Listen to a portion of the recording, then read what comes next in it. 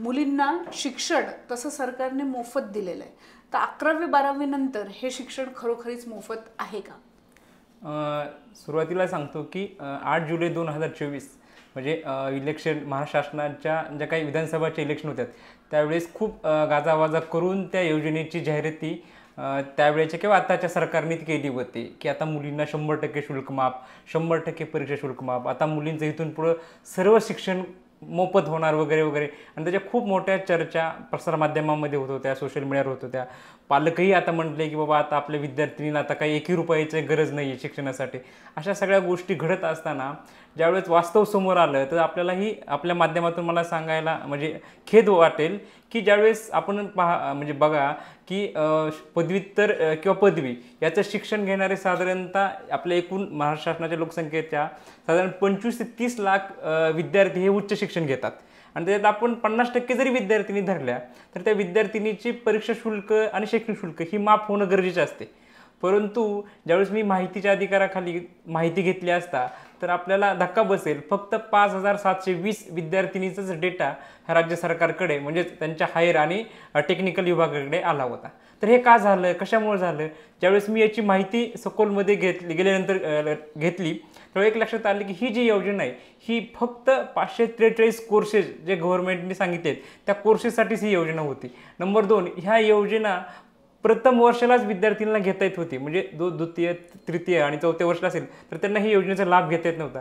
Number 3, ह्या योजनेचा benefits प्रथम सुरुवातीला पैसे भरा आणि नंतर तुम्हाला ही होतील 2 वर्षानंतर 3 वर्षानंतर रिएम्बर्स होतील अशा स्वरूपाची होती. आणि चौथी गोष्ट अशी होती की तुम्ही कुठल्याही कॅटेगरीचे असाल आणि जर तुम्ही ती स्कॉलरशिप घेत असाल तर ह्या शिष्यवृत्तीचा तुम्हाला लाभ मिळणार नाही. अशा काही त्या ज्या जास्त अटी असल्यामुळे त्याचबरोबर एक महत्त्वाची अट त्यांची अशी होती की तुम्ही जर पारंपरिक कोर्सेस करत असाल, BA असाल, BCom असेल, BSc असेल तर तुम्हाला ही योजनेचा लाभ मिळणार नाही. साधारणतः पारंपरिक कोर्स करणारे विद्यार्थी राज्यामध्ये 15 ते 18 लाख आहेत. त्यातल्या आपण 50% मुली धरल्या तर 8 ते 10 विद्यार्थिनीलाही याचा खूप मोठा फटका अजूनही बसत आहे.